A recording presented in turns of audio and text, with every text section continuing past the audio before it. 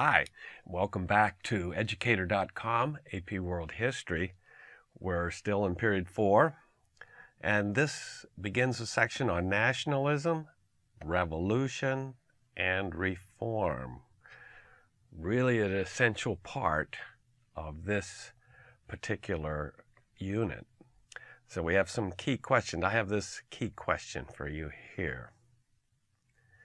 Are people basically good, or are people basically bad? How do you feel about that?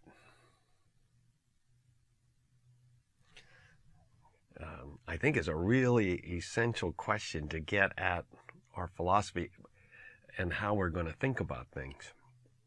Now, when I ask this question, I probably get an answer, but then I could question you further and maybe find holes. You think people are good, but then I can find holes where you think they're bad, and vice versa, okay? So it's not an easy either-or situation, but basically, which of these is true? We have a fight between these two here. So what are we going to do about it? So is nurturing what's good in people the best way to produce happiness for the greatest number? And I put down Locke's tabula rasa here. We'll talk about Locke later, but tabula rasa is a blank slate.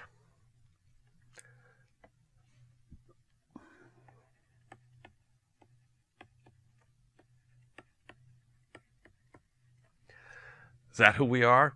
We come into the world and we're little babies and we know nothing.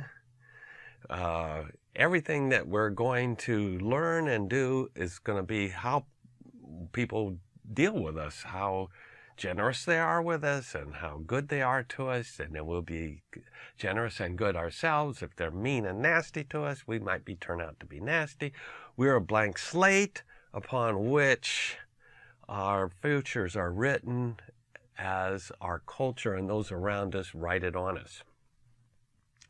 Or the other way of looking at this is that we are basically bad, and that enforcing strong laws that restrict bad behavior is the best way to the greatest happiness for the greatest number. Okay, so is that we're really bad.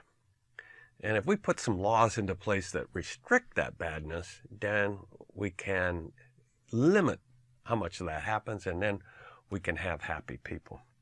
I have some examples of that. What if every Sunday in church you said, "We are miserable sinners, born in corruption, inclined to evil, incapable by ourselves of doing good"? Every Sunday you said that, because that was a part of a Calvinist liturgy, which a lot of Protestants either said that one or something very similar to it. We are evil. The opposite of Locke is Thomas Hobbes. They were both Enlightenment philosophers, but Hobbes took the side of we're bad. And he said if we didn't have some kind of government cracking down on us, the life of a man would be solitary, poor, nasty, brutish, and short. Very famous quote. So, which is it? Which do you tend to agree with the most? So what we're looking at is as we're getting into people who are looking more at that good side of people, right?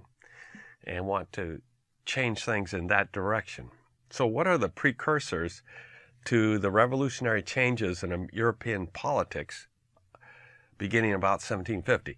Moving us towards, or should I say away from, people are bad, to people are pretty good and they know how to do things for themselves and we just need to encourage them, okay? So what are the major criticisms? Well, the first one movement is the Reformation. Why is the Reformation important when we're thinking about politics, when it's a religious movement?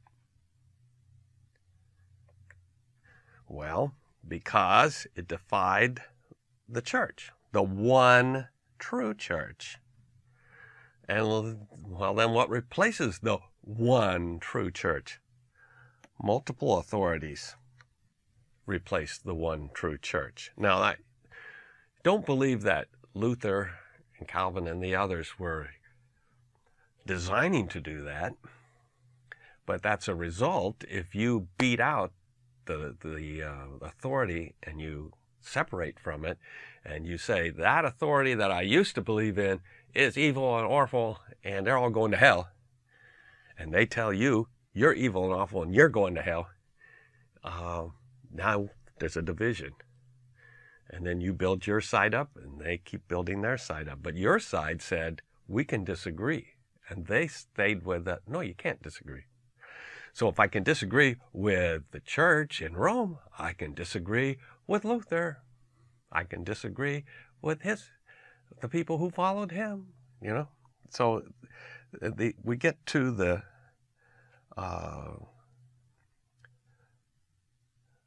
so where is it? I didn't get it right. The radicals. I'm looking for that. The radicals, in other words, the people who took this concept to the nth degree, said, well, there's no other authority outside the Bible, and I interpret the Bible.